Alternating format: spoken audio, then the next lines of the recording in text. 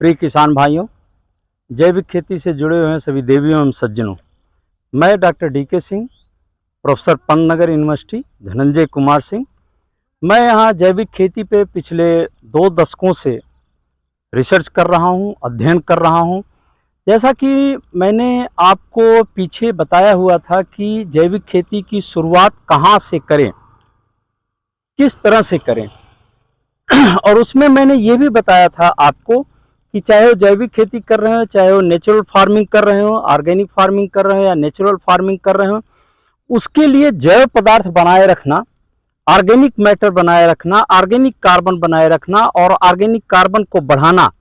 ये बहुत आवश्यक होता है और बिना इसके नेचुरल फार्मिंग या ऑर्गेनिक फार्मिंग नहीं हो सकता। तो उसमें हमने पिछले वीडियो में ये बताया था कि जो ढैंचा है, जिसको कि ग्रीन मैन्योर, हरी खाद बोलते हैं, और ढैंचा हमने आप हमारे बगल में देखिए, पीछे देखिए, चारों तरफ ये मेरा पूरा जैविक ब्लॉक है, ऑर्गेनिक ब्लॉक है। यहाँ से वहाँ तक पूरा लगभग ये आपका लगभग कम से कम ये 1.5 हेक्टेयर में है और इस 1.5 हेक्टेयर में पूरा हम जैविक पे रिसर्च कर रहे हैं और हमारे जितनी एरिया है सब में मैंने ढैंचा लगा रखा है। अब ढैंचा लगाने से ये होगा कि इसमें ऑर्गेनिक मैटर, ऑर्गेनिक कार्बन इसमें बढ़ेगा और जब ऑर्गेनिक कार्बन इसमें बढ़ेगा तो वो सारी चीजें, ऑर्गेनिक कार्बन जो है पहले भी मैंने बताया, वो दिल होता है, मिट्टी का दिल होता है, या प्रोडक्टिविटी कहें, उत्पादकता लेना हो किसी भी फसल की, किसी भी प्रजाति की, जो ऑर्गेनिक कार्बन होता है, ऑर्गेनिक मैटर होता है, वो उसका दिल होता है। बिना इसके उत्पादकता लेना, अच्छा उत्पादकता लेना, ये बड़ा नामुमकिन सा हो जाता है। तो ढैंचा जब आप लगाते हैं तो ढैंचे में हमसे एक बार किसी बहुत सीनियर सॉइल साइंटिस्ट, वैज्ञानिक थे, उन्होंने कहा था कि ढैंचे में भी बहुत पानी लगता है और इसमें इतना पानी कहाँ मिलेगा। अब जैसा आप हमारे पीछे देख रहे हैं ये ढैंचा, इसमें हमने केवल एक बार पानी लगाया था और इस साल ऐसा रहा है कि बीच बीच में थोड़ी थोड़ी बारिश होती रही है, तो ढैंचा अपने आप ही, इसको कोई पानी की जरूरत नहीं हुई और ये अपने आप ही उग रहा है और बहुत बढ़िया उग रहा है। केवल हमने एक बार पानी लगाया था इसको जर्मिनेट होने के लिए, जमाव होने के लिए। तो इसमें एक कभी कभी थोड़ा सा किसान भाइयों एक चीज होता है कि इसमें भी कभी कभी सूड़ियां आ जाती हैं। तो उन सूड़ियों को प्रबंधन के लिए अगर आपको ऐसा लगता है कि ढैंचे में हमारी सूड़ी आ गई है और ढैंचे को खा रही है, ढैंचे को खत्म कर रही है, तो उसके लिए मैंने पहले भी बताया है आपको, किसी भी जो इंसेक्ट लगता है, कोई भी कीड़ा लगता है, तो उसके लिए काऊ यूरिन, जिसमें कि नीम की पत्ती पड़ी हुई होती, सड़ी हुई, एक हफ्ते तक, और उसका 10 से 15% तक छिड़काव कर सकते हैं। अगर 20% भी छिड़काव करेंगे, 10% का मतलब होता है 9 लीटर पानी ले और 1 लीटर उसमें नीम की पत्ती डाली हुई, सड़ी हुई गौमूत्र ले लें। इसका छिड़काव करने से इसमें जो है सूड़ी भाग जाएगी, सूड़ी नहीं। अगर फिर भी आपको किसान भाइयों, आपको ऐसा लगता है कि नहीं, सूड़ी हमारी नहीं भाग रही है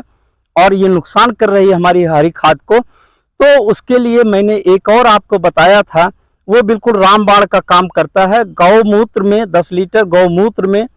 2 किलो लहसुन का पेस्ट बना के और 1 किलो हरी मिर्च का पेस्ट बना के उसमें डाल के और उसका 3% का छिड़काव अगर आप करते हैं, 3% का मतलब है कि 10 लीटर में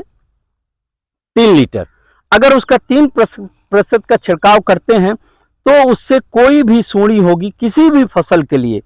वो उससे मर जाएगी या भाग जाएगी या उसको पौधों को खाने में असमर्थ हो जाएगी। अगर नहीं भी मरेगी तो पौधों को खाने में असमर्थ हो जाएगी। इसलिए पौधा जो है, चाहे हमारी हरी खाद का पौधा हो, चाहे किसी सब्जियों का पौधा हो, चाहे किसी फसल का पौधा हो, वो पौधा हमारा बच जाएगा।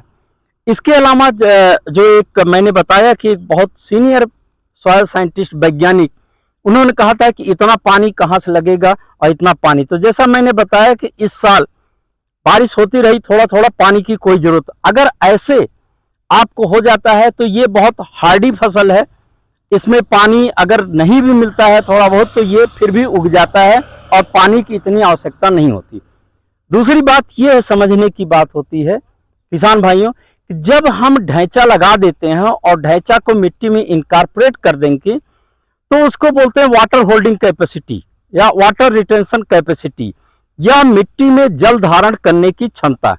मिट्टी में जल धारण करने की क्षमता इतना बढ़ जाता है कि लगभग 2 गुना हो जाता है वैसे सामान्य मृदा के। तो जल धारण क्षमता जब बढ़ जाती है तो विशेष रूप से जहां पानी कम है, जहां पे रेन फेड है, वर्षा आधारित है, या फिर ऐसी फसल है जहां पे जो पानी की बार बार आवश्यकता होती है देने की, गेहूं की भी फसल हो उसमें भी 4-5 पानी, तो अगर 1-2 पानी कम देंगे तब भी वो फसल अच्छी तरीके से उगा सकते हैं। तो जितना पानी हम ढैंचा को देते हैं, अगर ढैंचा हम इनकॉर्पोरेट करते हैं मिट्टी में, तो उससे कहीं बहुत ज्यादा पानी मिट्टी में बचाता है, जल धारण क्षमता को बढ़ाता है। तो ये केवल समझने की बात होती है। इसको समझ के अगर आदमी समझ के ढंग से और करे तो कभी भी ऐसा नहीं होता कि पानी पे इस पे खर्च होता है। पानी पे जितना खर्च होगा उससे ज्यादा पानी ये बचा देगा।